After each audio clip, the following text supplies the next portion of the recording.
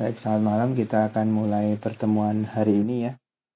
Mohon maaf sebelumnya tidak bisa on cam, sinyalnya nggak stabil, tapi saya coba akan menyampaikan informasi tentang public health sebentar.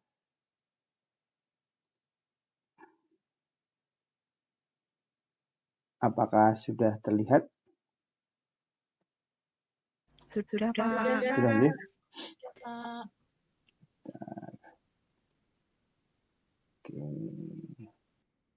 Oke, sudah terlihat ya ini ya. Saya gedekan ya.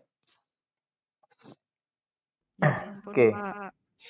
Baik, teman-teman kemarin sudah membaca review on BPJS dan kemudian megatrend itu dua hal penting yang ada di sekitar tahun 2020 ya. Semoga teman-teman sempat membaca itu secara detail sehingga bisa lebih mengetahui nanti kira-kira apa sih yang akan menjadi tren bagi teman-teman farmasi di public health di Indonesia khususnya seperti itu. Oke. Jadi ini dua artikel yang dibaca oleh teman-teman, betul ya, Universal Health Coverage in Indonesia, Konsep Progress and Challenge, begitu. Ini Desember 2018. Sebuah artikel refleksi perjalanan JKN ya, Jaminan Kesehatan Nasional BPJS dalam 5 tahun terakhir. Kemudian dari Deloitte yaitu 21st Century Healthcare Challenge a Connected Health Approach. Jadi dua artikel ini merupakan sebuah artikel dan ada sebuah mini buku ya, buku mini yang mengupas banyak hal terkait perkembangan dunia kesehatan di masa depan, terutama setelah tahun 2021, itu seperti ini. Sebelum ada tugas ini, apakah Bapak Ibu sekalian pernah secara sengaja atau tidak sengaja menemukan dua artikel ini sebelumnya? Kira-kira supaya saya tahu lebih dulu. Ada yang sudah pernah membaca sebelum itu? Belum pernah ya? Oke, kalau belum pernah, baik. Jadi semoga ini bisa menjadi acuan yang penting seperti itu. Nah, ini Universal Health Coverage Indonesia. Key message-nya ada di sini. Saya hanya mengambil copy and paste saja bahwa adanya Universal Health Coverage atau BPJS di Indonesia itu merupakan sebuah tanggung jawab dari pemerintah terhadap kualitas kesehatan masyarakat di Indonesia. Dan saya rasa ini adalah sebuah program yang luar biasa di mana mampu mengcover kurang lebih 300 juta ya, walaupun saat ini belum sampai di sana, tapi kurang lebih sudah hampir 70% itu masyarakat Indonesia bergabung di BPJS. Ini adalah sesuatu yang luar biasa sekali, itu seperti itu. Walaupun kita juga tahu bahwa peraturannya juga selalu mengalami proses dinamika ya, ada adaptasi yang terjadi di sana sini, tapi apapun itu saya rasa program BPJS ini adalah sesuatu yang patut kita apresiasi seperti itu. Nah, yang penting di sini adalah ini untuk teman-teman sekalian ya. Di situ di dalam artikel publikasi tersebut ada sebuah History and Future Direction of the Indonesian Health Insurance Program. Ini di salah satu halamannya terdapat sebuah gambar yang menurut saya sangat bagus ya. Nah, artikel ini dibuat atas dasar Universal Health Coverage 2014 sampai 2019 ya. Jadi refleksi dalam 5 tahun pertama, saya masih ingat saya menjadi anggota BPJS itu sekitar bulan Juni 2014 di mana belum banyak orang yang ikut. Saya sudah ikut dan mendaftar online di sini. Nah, sebelumnya BPJS ini macam-macam nih ya. Ada coverage-nya, ada misalnya ada yang kalau saya masih ya, jam kesda, ada askes dan sebagainya. Ini ada sesuatu yang masih saya ingat itu seperti itu. Yang belakang-belakang saya tidak terlalu paham, saya tidak terlalu paham. Tapi di sini mulai 2014, lalu periode berikutnya 2020 sampai 2025 atau periode sekarang, lalu periode mendatang lagi sampai 2030 kita akan melihat ya. Kita melihat di sini jadi fokus yang 2014 sampai 2019. Ya, saya pakai laser pointer. Ini adalah diagnosis dan treatment ya di Universal Health Coverage 2014 sampai 2019 ya. Jadi kuratif ya, untuk pengobatan. Lalu tahun sekarang 2020 sampai 2025 itu arahnya adalah preventif ya. Preventif. Di sini juga mulai muncul proximal risk factor terkait dengan pengelolaan stres, diet, exercise, lingkungan, rokok, lifestyle. Ya, ini yang di periode sebelumnya nggak muncul. Kalau yang kemarin hanya diagnosis and treatment saja ya dari penyakit-penyakit yang ada di sini. Tapi mulai ini sampai tahun 2025 upaya-upaya preventif ya, selain diagnosis dan treatment juga ada mulai pengelolaan ini itu seperti itu. Lalu mulai 2026 sampai 2030 ya arahnya tambah lagi ada distal cause factor ini sampai di sini. Jadi sudah semakin meningkat upaya untuk health insurance programnya itu arahnya meningkat. Arahnya juga di sini kalau yang 2026 adalah promotif. Jadi dari kuratif lalu ke preventif lalu promotif.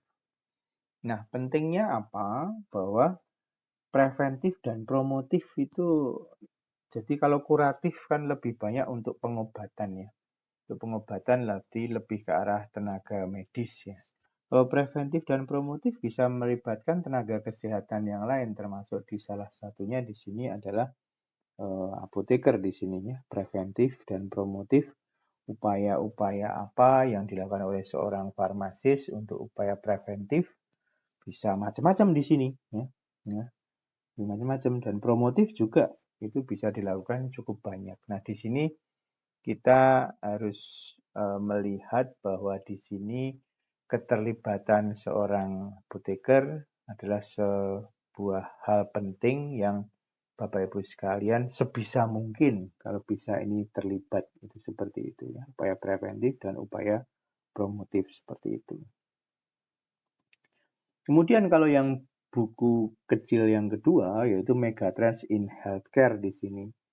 Ini ada cukup banyak beberapa kunci megatrend ya, entah ada yang dari politik, universal or non-universal provision of healthcare yang tadi sudah kita bahas. Ada discontinuity, ya, era disruption, ada globalized industry plus commodification, ada pergeseran demografi seperti perubahan iklim, urbanisasi, chronic care dan sebagainya dan juga digitalized future technology and healthcare innovation-nya. Ya disinilah farmasi juga ada di sini baik di demographic shift kemudian digitalized future, teknologi and healthcare innovation itu semua di sini farmasi juga ada. Nah, ini pentingnya juga kita mengetahui posisi kita itu di mana ya, karena di sini dua hal, terutama yang di sini perkembangan digital di masa depan itu betul-betul farmasi juga akan terlibat di sini itu seperti itu. Dalam matriks yang lebih lebih simpel di sini, nah ini. The future of medicine is here and now. Ya. Lalu new entrants are disrupting healthcare di sini, life science industrial. Ini cukup banyak ya. Penggunaan internet dalam healthcare juga semakin tinggi. Ya. Ini adalah hal-hal penting yang mewarnai perkembangan dunia mulai 2020 dan juga dipicu semakin kuat pada waktu pandemi COVID-19 tersebut seperti itu.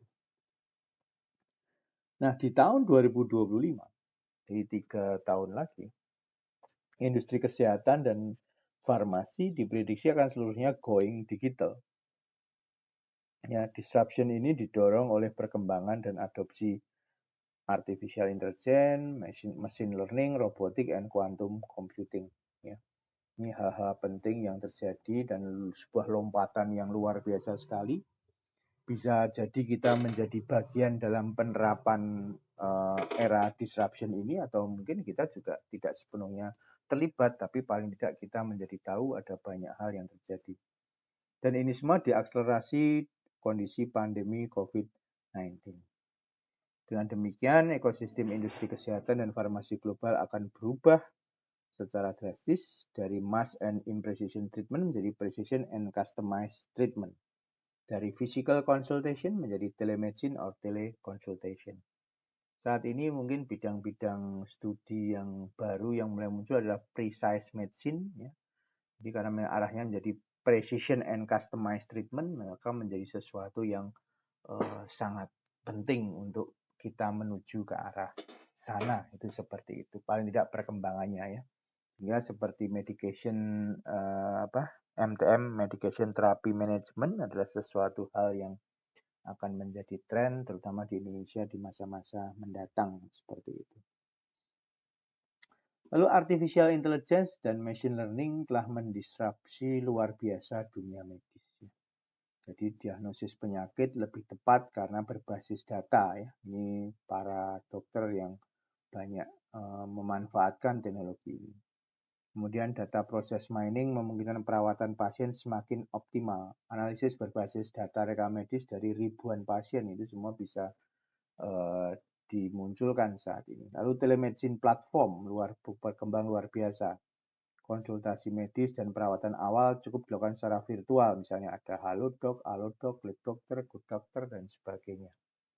Saya juga ikut merasakan itu waktu ada pandemi COVID kemarin, dengan adanya kondisi tidak bisa ke dokter, kita memanfaatkan salah satu telemedicine platform tersebut untuk berkonsultasi dengan dokter secara telemedicine. Saat kita menceritakan apa yang kita rasakan dengan lengkap dan jelas melalui chatting, melalui WA itu, melalui aplikasinya, maka obat yang diresepkan oleh dokter tersebut menurut pendapat saya juga tepat. Obat tersebut juga terkirim ke rumah dengan baik dan saya bisa minum obat juga dengan pas sesuai aturan pakai yang di situ dan akhirnya mendapatkan kesembuhannya. Ini saya rasa sebuah pengalaman di masa pandemi yang saya rasakan sendiri, dan menurut pendapat saya sepanjang seorang pasien itu nanti familiar dengan aplikasi dengan digital teknologi dan mampu mengungkapkan semua informasi melalui aplikasi ini kepada dokter yang memeriksa itu dengan baik, maka kemungkinan besar juga pengobatannya akan bisa berjalan dengan baik juga.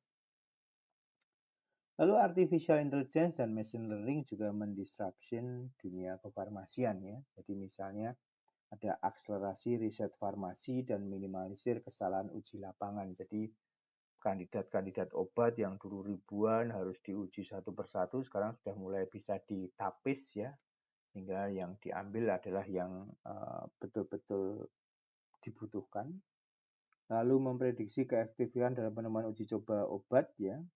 Jadi menurut riset tim MIT hanya 13-14% obat yang lolos uji klinis. Padahal yang di screening banyak sekali. Nah, kalau misalnya yang di screening ini bisa direduksi jumlahnya sehingga langsung menuju ke arah yang lolos uji klinis, maka itu akan jadi efisiensi, ya.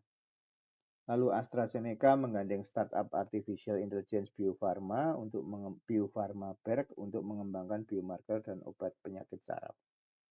Lalu memprediksi permasalahan pada supply chain pada saat produksi, menganalisis data musim, cuaca, dan kualitas udara untuk menjaga supply chain.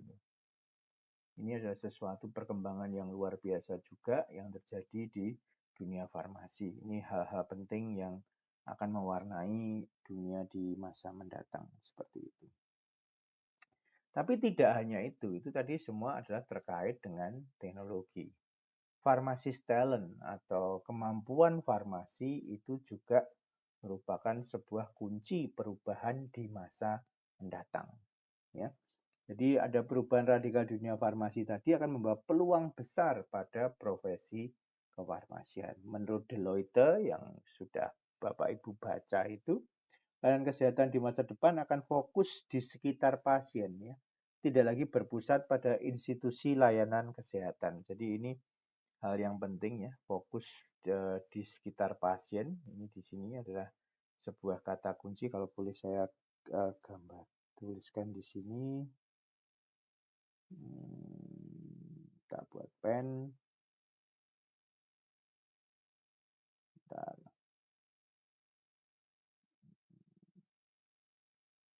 Highlight.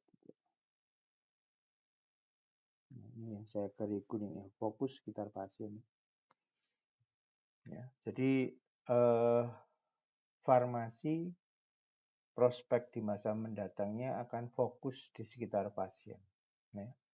Layanan kesehatan akan mengalami pergeseran from treatment forward prevention and well-being. Ya.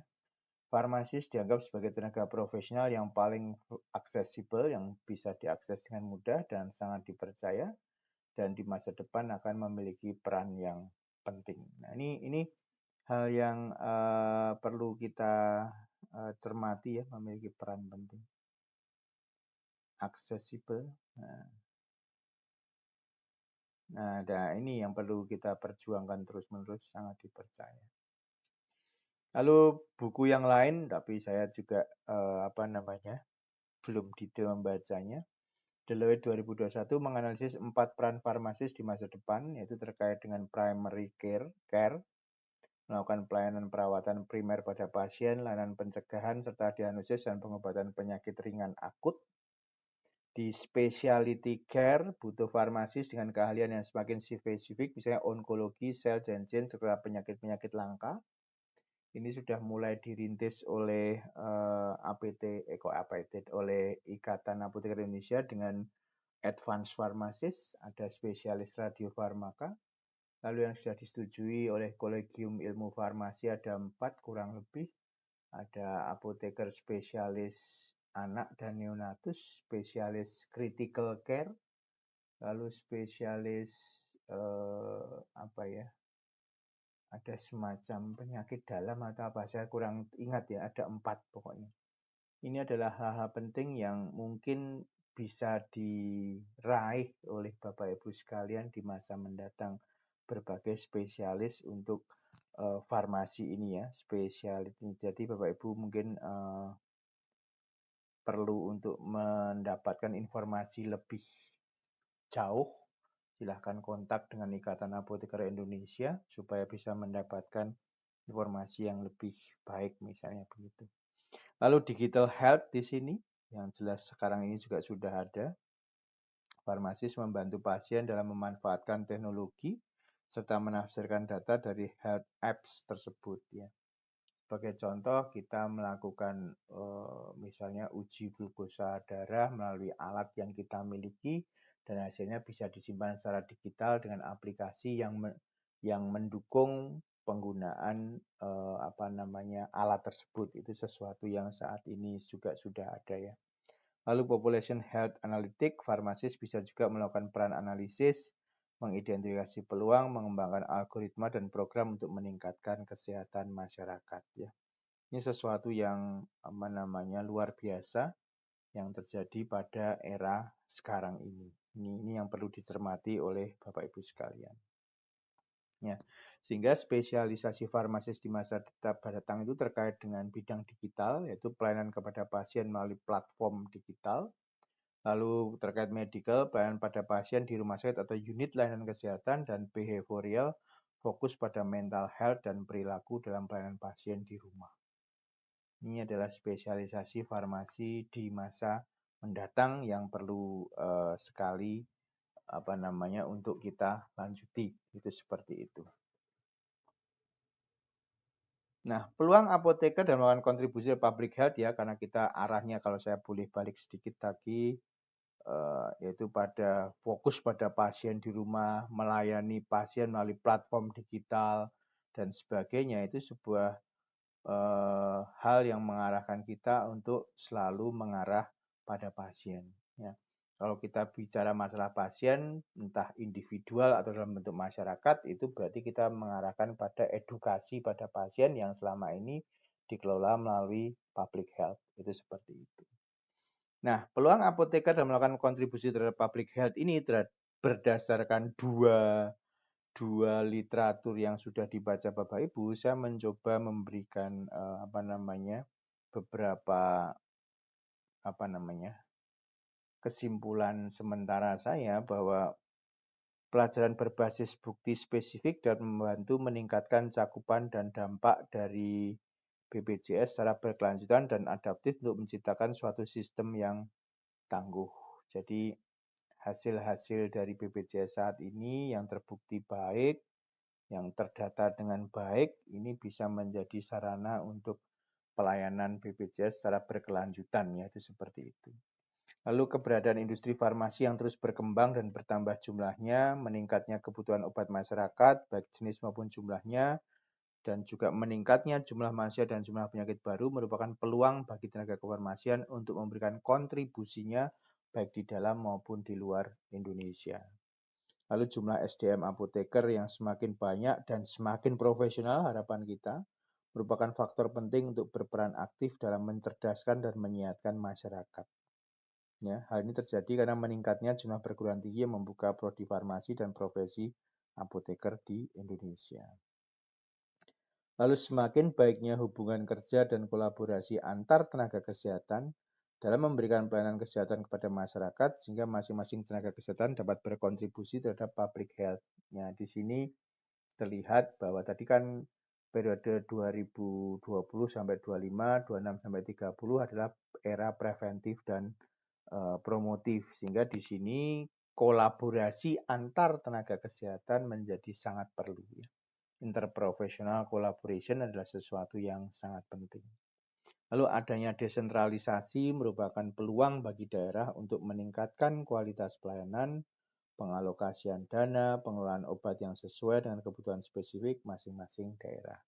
Jadi ini sedikit kesimpulan saya dari dua artikel tersebut. Lalu ide gagasan untuk merealisasikan peluang itu apa? Yang saat ini kita beranjak dari yang sudah ada aja.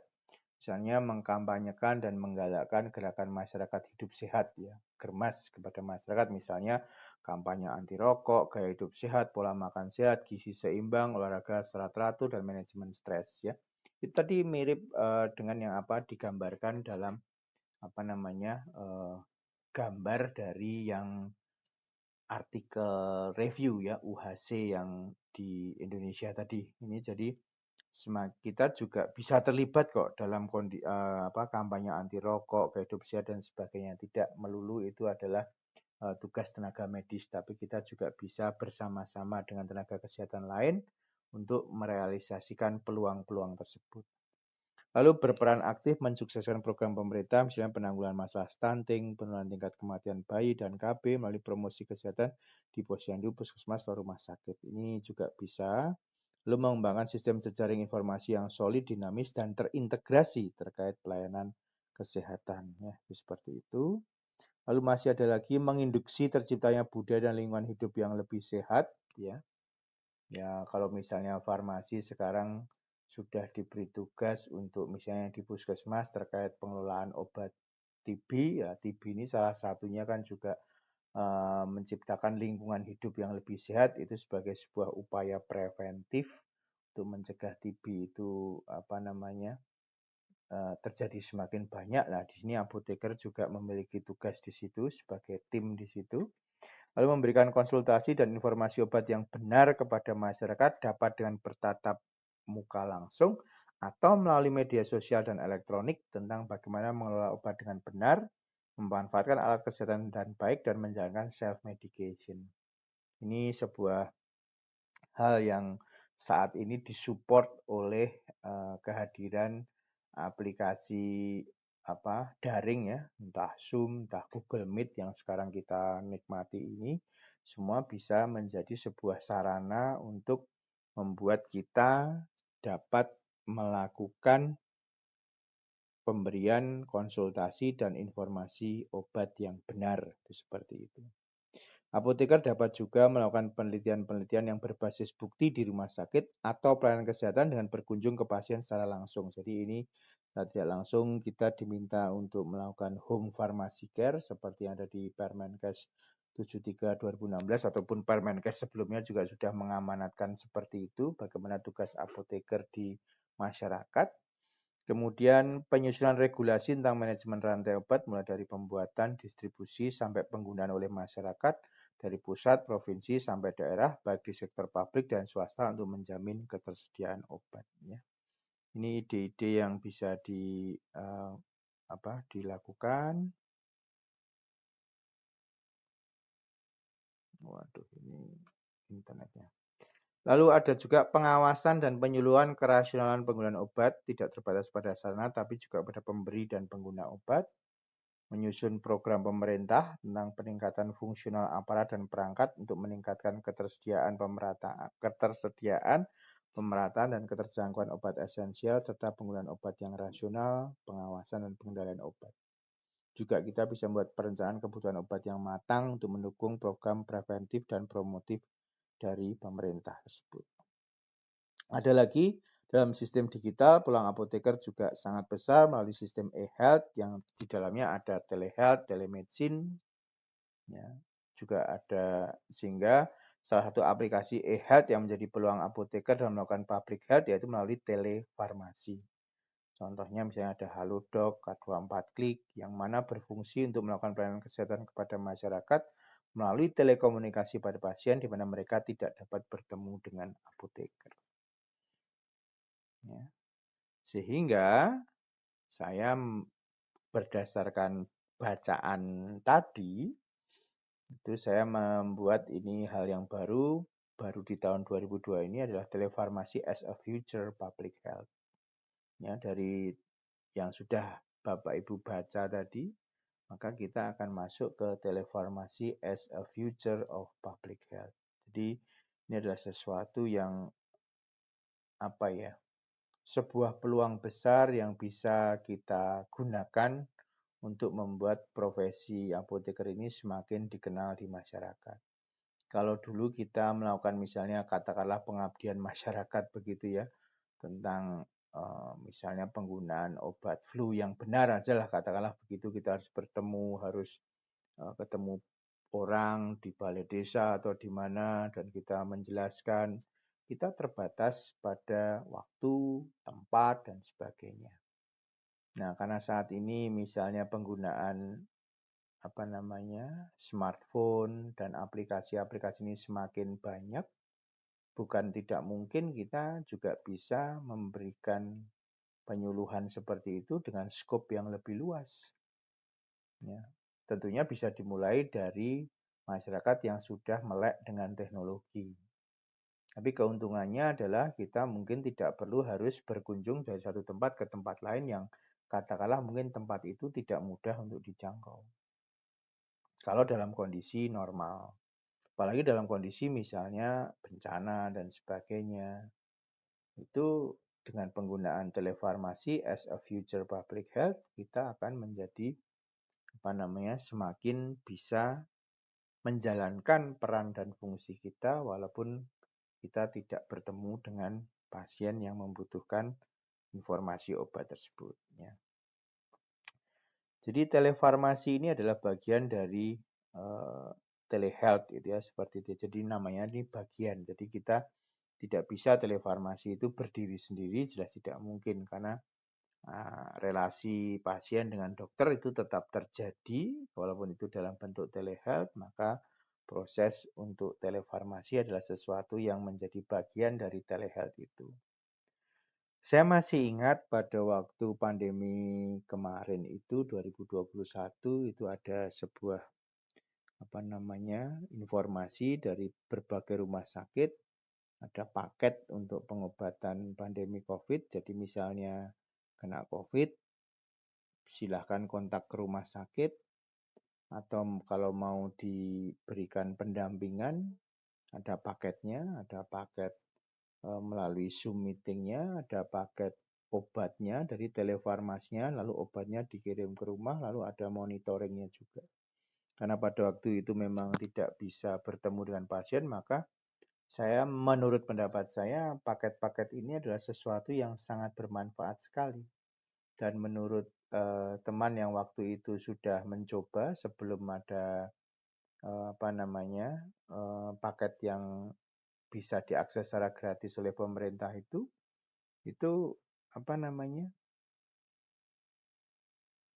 masyarakat yang membutuhkan itu bisa kontak dengan rumah sakit yang memberikan layanan, lalu dilakukan pertemuan secara virtual, terjadi kontak antara pasien dengan dokter untuk memberikan informasi tentang keluhan yang dirasakan, gejala yang dialami. Itu semua lalu direspon dokter dengan memberikan resep, lalu resep itu diracik atau disediakan, lalu farmasi sebelum mengirim obat itu mengkonfirmasi kebenaran pasien tersebut dan obat yang diberikan, lalu diberikan informasi obat yang sesuai dengan obat yang diberikan. Setelah itu baru obat itu dikirim, lalu kemudian selama beberapa hari kemudian lalu bisa janjian lagi untuk dilakukan kontak apakah pasien sudah mengalami kesembuhan terkait dengan COVID yang telah terjadi pada pasien tersebut. Saya rasa pengalaman beberapa teman yang mendapatkan layanan tersebut menjadi sebuah informasi yang sangat penting bahwa farmasi sendiri bisa terlibat secara penuh dalam telefarmasi ini. Itu sesuatu yang menurut saya sangat menggembirakan begitu. Jadi telefarmasi ini menemukan momentum saat pandemi COVID ya. Di sebuah artikel Opportunities of Information Communication Technology for Providing Pharmaceutical Care in the COVID-19 Pandemic. Ini sebuah artikel yang memberikan informasi tentang adanya peluang untuk berkembangnya telefarmasi ini selama pandemi COVID-19. Dan perkembangan ini saya rasa merupakan sebuah perkembangan yang walaupun nantinya COVID-19 ini sudah dinyatakan selesai dan dinyatakan tidak ada lagi, saya rasa ini adalah sebuah perkembangan yang positif. Karena dengan adanya pandemi kemarin akan membuat kita berbenah dan menemukan cara baru untuk tetap dekat dengan pasien. Itu adalah sesuatu yang menurut saya sangat penting sekali, itu seperti itu. Nah, sebuah refleksi yaitu COVID-19 ini mempercepat transformasi digital di bidang kesehatan. Ya, transformasinya luar biasa sekali. Menurut FIP yang melakukan refleksi ini, pelajaran penting yaitu digunakannya platform-platform digital di bidang kesehatan ini. Jadi platform digital yang muncul dan juga yang semakin termanfaatkan itu mulai dari diagnosis, manajemen pengobatan, terus kemudian self-care, itu semua menjadi sesuatu yang meningkat pemanfaatannya secara luar biasa. After the pandemic end atau setelah pandemi ini berakhir, dinyatakan oleh FIP bahwa aktivitas telefarmasi nampaknya akan selalu digunakan karena dipandang manfaatnya lebih besar ya, dibandingkan dengan kerugiannya, itu seperti itu. Sehingga farmasi maupun pharmaceutical science education itu memang harus menyiapkan para calon-calon apoteker untuk bisa berpartisipasi di bidang digital health. Itu seperti itu. Ya, karena kita memang tidak bisa terus serta orang bisa pakai Zoom misalnya terus bisa memberikan public health dengan baik ya belum tentu juga. Karena dia juga harus paham cukup banyak hal ya, entah dari pengoperasian Zoom-nya, drug literasinya, health literasinya, dan sebagainya adalah sesuatu yang memang harus dikuasai. Jadi nanti saya akan coba sampaikan bagaimana cara kita untuk mencoba membuat para calon apoteker atau para apoteker yang berminat di bidang digital health ini untuk semakin berpartisipasi nanti di public health itu seperti itu. Tapi kita lihat dulu key finding ya. Jadi surveinya dari Pharmacy Education itu seperti apa, bahwa kebanyakan memang fakultas farmasi tidak menyiapkan pendidikan untuk calon apotekernya untuk bisa berkecimpung di digital health ini. Nah, responnya masih lambat. Padahal kita ketahui ini adalah sebuah critical strategy untuk meningkatkan kemampuan penguasaan digital di dunia kesehatan ya, untuk supaya farmasi semakin terlibat secara aktif ya. Mengapa ini menjadi lambat? Karena memang expertnya itu sedikit ya, atau malah mungkin belum ada. Selain itu mungkin kita farmasi sendiri juga butuh dukungan, entah training, infrastruktur, kebijakan, dan sebagainya terkait dengan digital health ini. Ini yang tidak mudah, bahkan FIP sendiri pun mengatakan masih cukup panjang jalan untuk bisa farmasi untuk bisa berpartisipasi penuh di digital health ini. Makanya ini refleksi 2021 ini saya sampaikan di sini supaya Bapak Ibu yang mungkin ini nanti berkecimpung di dunia praktek kefarmasian nanti bisa lebih intens dalam menggunakan digital health ini kalau memang fasilitas di sana juga sudah memadai misalnya. Sehingga action plan-nya dikatakan untuk bisa menguasai digital health ini maka harus tahu teorinya dulu, lalu ada simulasi, dan lalu ada prakteknya. Ya, itu seperti itu. Ini ada tiga role ya, saya mengatakan apa ya? Ini didaktik ini adalah penguasaan ilmunya, lalu latihan simulasinya dan kenyataannya. Ini di lapangan. Kalau Bapak Ibu sebenarnya sudah ada di sini sebenarnya sudah praktek kefarmasian di lapangan, saya rasa Bapak Ibu itu adalah para apoteker yang sudah biasa berada di sini. Namun mungkin terkait dengan digital health perlu melihat kembali terkait dengan teknologi, serta juga terkait dengan penguasaan ilmu yang harus dimiliki supaya kita bisa menggunakan platform-platform digital ini untuk bisa memberikan public health yang baru di Indonesia melalui telefarmasi. Itu seperti itu. Ya. Jadi terkait dengan telefarmasi itu kalau apoteker itu lebih ke pelayanan informasi obat serta edukasi dan konseling. Ya. Jadi ini yang harus dieksplor lagi ya. Itu critical appraisal-nya, search engine-nya, terus edukasi dan konselingnya itu sesuatu yang perlu sekali untuk diupdate kembali ya. Bisa jadi dulu sudah tahu tapi karena jarang dipakai sehingga menjadi lupa, sehingga kita perlu melihat kembali penggunaan search engine untuk informasi elektronik yang paling tepat untuk bisa kita pakai sebagai sarana diskusinya nanti misalnya begitu. Lalu edukasi dan konseling ini juga menggunakan teknik komunikasi di dunia digital itu tidak semudah kalau kita bertemu face to face dengan orangnya atau dengan pasiennya atau dengan masyarakat ya. Mungkin ngomong begini kenapa kok ngomongnya pelan?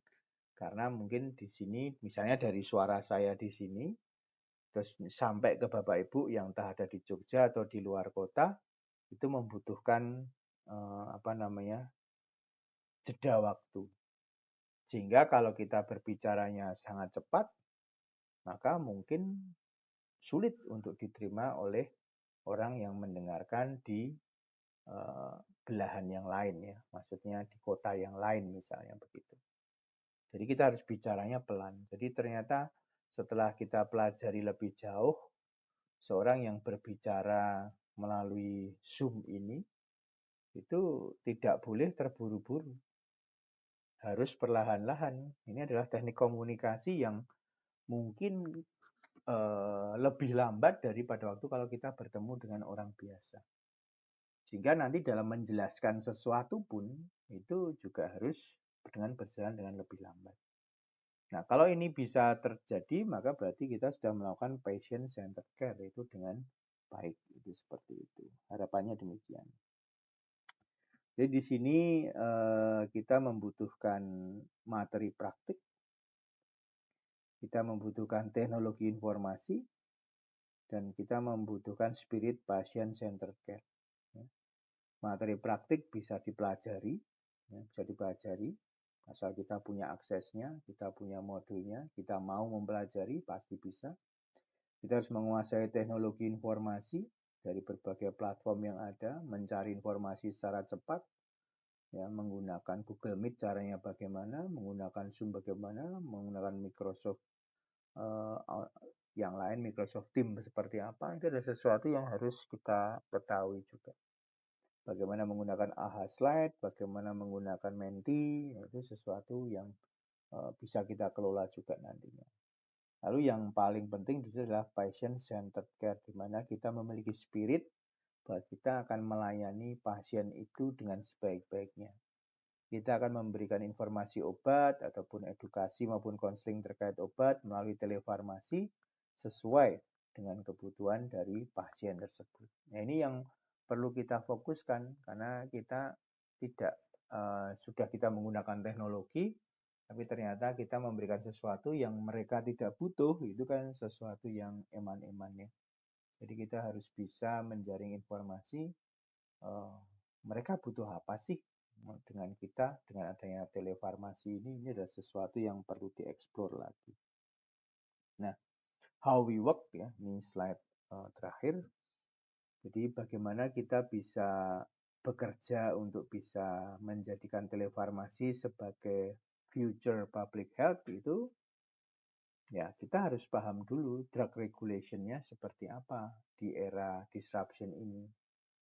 Pemilik sarana elektronik, bagaimana kalau ditanya apakah boleh membeli obat secara online, itu regulasinya seperti apa. Misalnya kita memberikan informasi obat ya, lalu ada yang bertanya, boleh nggak beli secara online? Kalau boleh, obat yang apa yang boleh, yang tidak boleh yang apa. Misalnya itu sesuatu yang harus kita ketahui.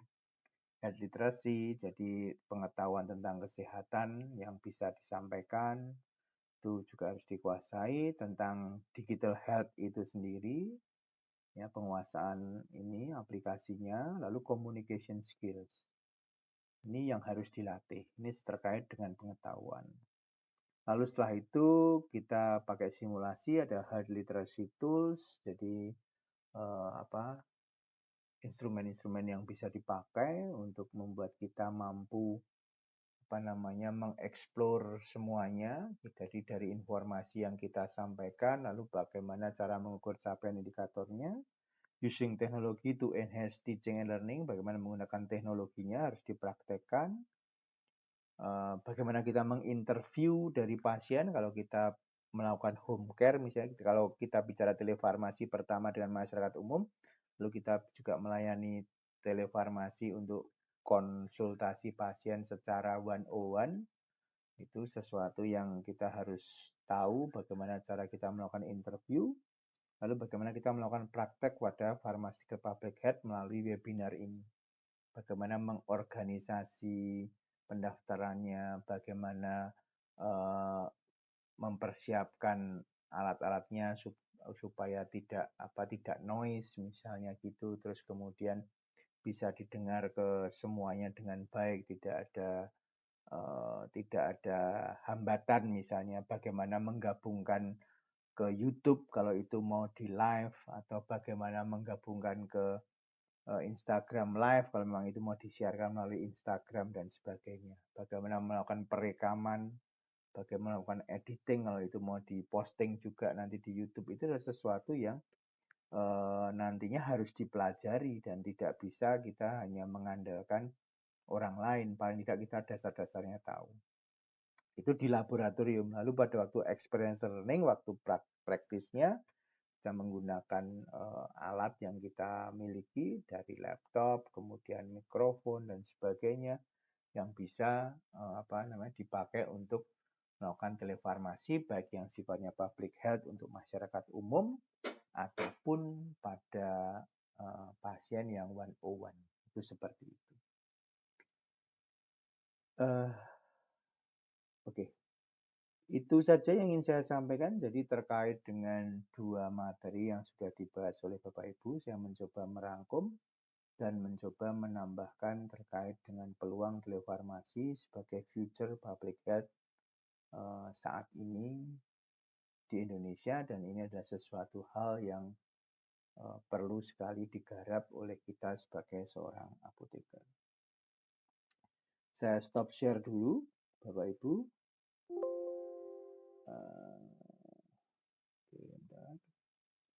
Oke. Apakah ada pertanyaan lebih dulu? Silahkan Bapak Ibu kalau ingin bertanya. Bapak izin bertanya. Silahkan.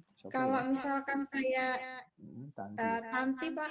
Oke, Mbak Tanti. Kalau misalkan saya ingin melakukan simulasi untuk public health lewat digital itu, apakah udah ada wadahnya gitu Pak? Saya harus belajar kemana gitu? Oh, wadah untuk belajar seperti tadi yang yang saya tulis 3 tahap itu ya? Iya. Oke, ya. Itu semua Mbak. Itu kan kita baca dari Bu Tanti mungkin bisa akses di internet tentang digital health dari FIP. Itu ada mini buku ya, persis dengan Deloitte itu mini book itu bisa dibaca. Di situ ada bagaimana kita melakukan program untuk mendidik calon apoteker atau apoteker untuk bisa melakukan digital health ini dengan baik.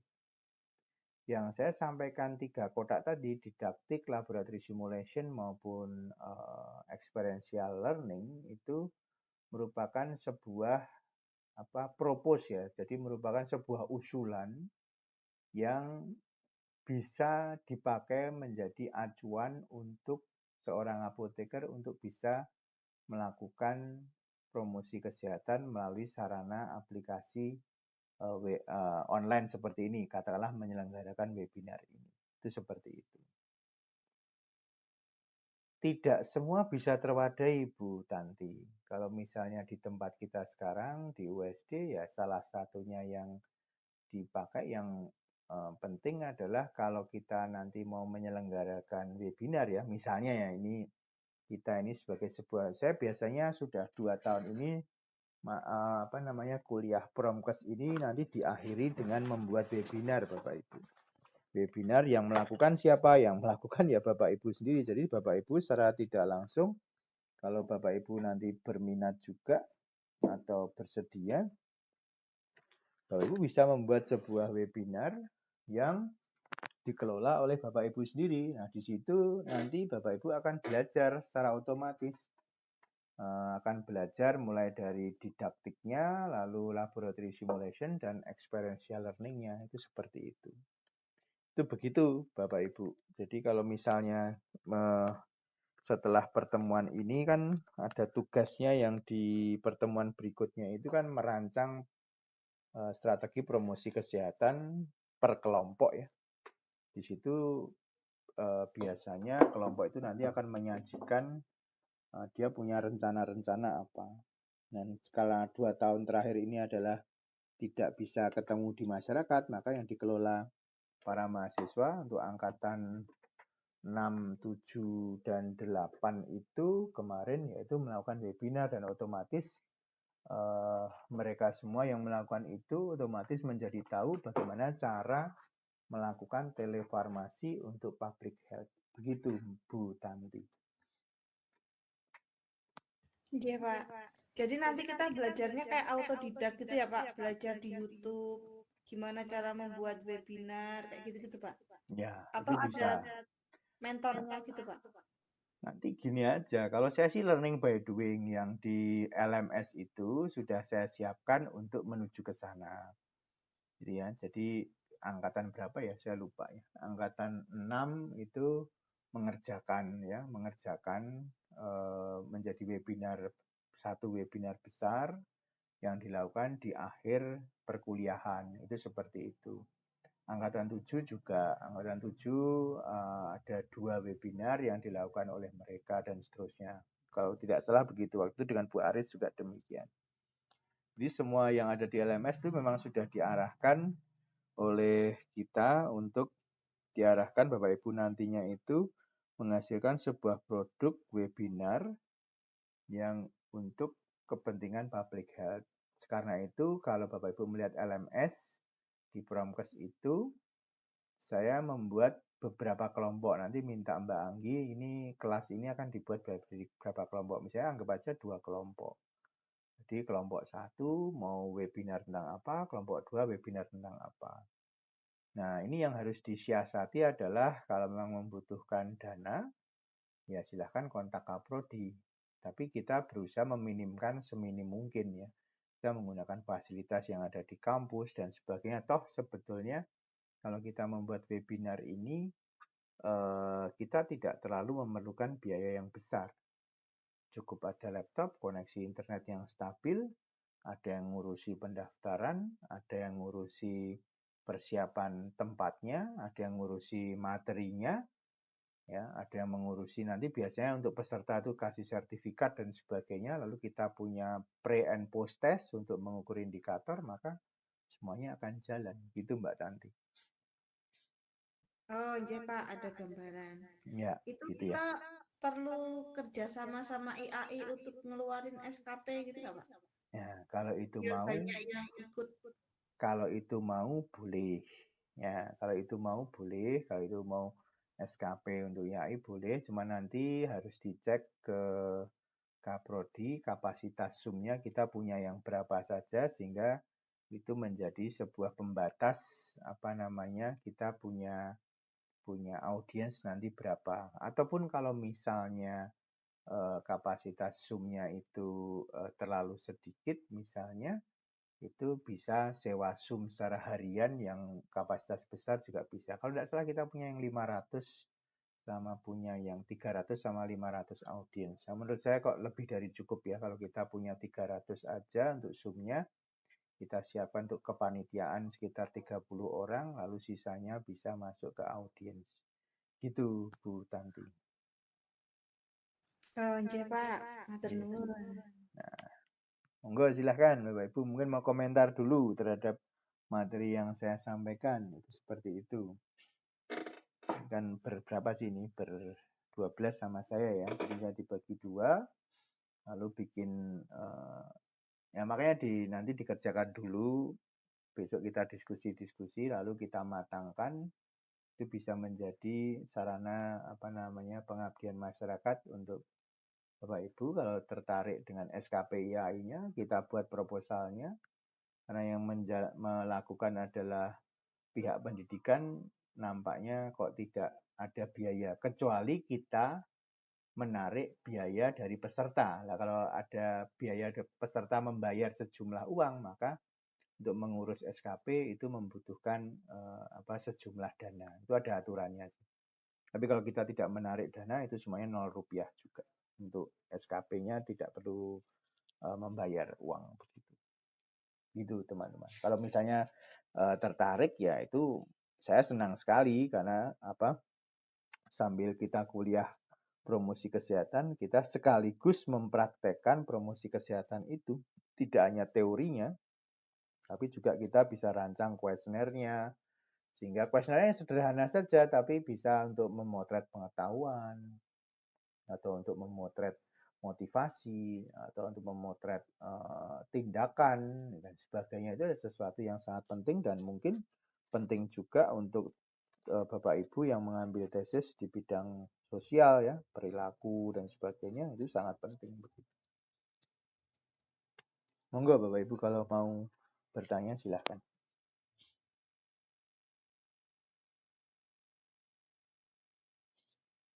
Mari silahkan kalau ada yang mau ditanyakan lagi. Ada Mbak Nova, Mbak Iva, Sanu. Pak, ingin bertanya. Oh Mbak Anggi silahkan. Iya Pak, jadi kan nanti ini tugasnya dibagi menjadi 2 kelompok. Misalnya melakukan promkes kayak webinar-webinar gitu. Untuk topiknya webinarnya berarti kita bisa nentuin bebas ya Pak, mau tentang apa gitu, promosi Ya, kesehatannya. ya, topiknya bebas ya, yang berdasarkan kelompok masing-masing. Tentunya ada brainstorming ya. Saya tulis di LMS kan kuliah hari Jumat mendatang, silahkan melakukan tugas secara mandiri, merancang itu, lalu nanti minggu depannya kita akan mendiskusikan yang dirancang Bapak Ibu apa, alasannya apa, audiensnya kira-kira siapa, itu sambil kita diskusikan. Nah, dari situ nanti kita akan juga merancang instrumen untuk mengukurnya apa, misalnya ada mini post, mini pretest, kalau kita tadi Bu Tanti tadi minta ada SKPIAI kan berarti harus ada pre and post. Nah, itu kan sesuatu yang harus kita kerjakan juga, kuesioner untuk pre and post-nya berapa, nilainya berapa dan sebagainya, itu sesuatu yang kita kerjakan. Untuk topik bebas, Mbak Anggi. Baik Pak, terima kasih. Oke. Ya, topiknya bebas ya Bapak Ibu. Jadi di LMS itu sudah kita pandu sedemikian rupa sehingga apa yang tertulis itu tinggal dilakukan, ada teorinya juga, silakan dibaca dulu. Jadi yang penting adalah nanti dikerjakan, lalu kita diskusikan pada minggu berikut dan seterusnya begitu. Itu saya rasa adalah sebuah cara efektif supaya kita tidak hanya bicara masalah teoritis, tapi juga kita bisa menerapkan teori itu dalam praktek yang sesungguhnya. Itu maksud saya adalah seperti itu. Begitu Bapak Ibu untuk untuk tugasnya.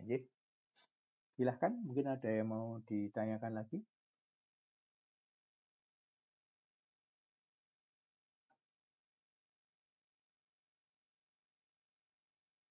Sudah punya gambaran tentang dari hasil diskusi kita hari ini tentang tugas yang bisa dibuat. Saya rasa Mbak Anggi cukup membuat menjadi 2 kelompok saja ya Mbak Anggi ya, untuk bisa melakukan webinar untuk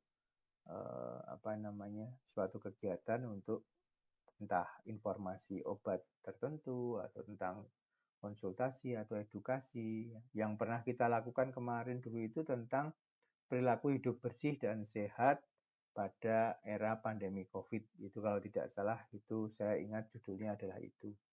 Kalau yang periode yang lalu itu terkait dengan obat tradisional, itu misalnya gitu. Itu juga ada, ya, itu seperti itu. Itu contohnya tergantung dari setiap angkatan akan menyampaikan informasi obatnya seperti apa. Nah, ini kita serahkan kepada kelompok masing-masing begitu.